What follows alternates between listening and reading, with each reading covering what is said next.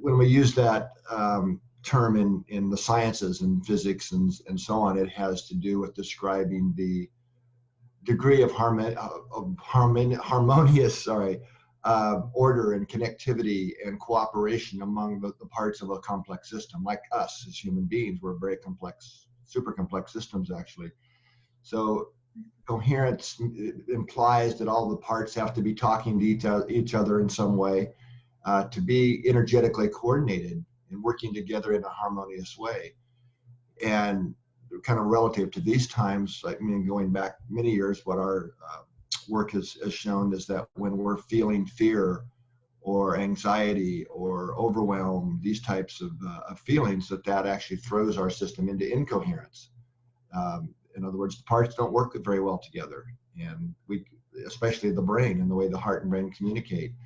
So we can, when we get into these fear responses or anxiety, over anxiety, we don't think clearly, and we allow a lot of the emotional drama to take over, and which further drains our energy because parts aren't working together, which kind of creates a downward spiral. And that's one of the worst things we want to be doing these days, because we know, got even some of our early studies back in the 90s showed that when we are in those incoherent states, that actually infects our hormonal system and our immune system, and actually just getting frustrated, for example, for a few minutes, down-regulates our first line of immunity significantly for up to 6 hours just from a few minutes. In fact, we just put out from HeartMath last week what we call care focuses, what we want to have to help people, what we call the understanding the difference between intelligent concern and fear.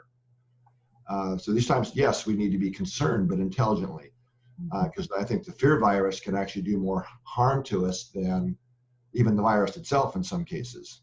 You can actually shift from incoherence to coherence within a heartbeat. It can be that fast.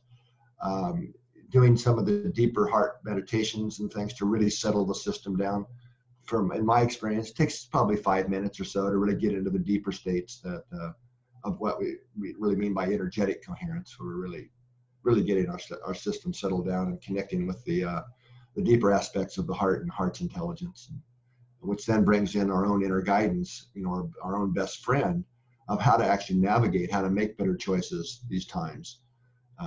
How to make, in certain situations, we just have to make peace with what is, right? I mean, why be stressed and anxious about certain things that we're just having to do, right? Because we know that's just going to deplete our system.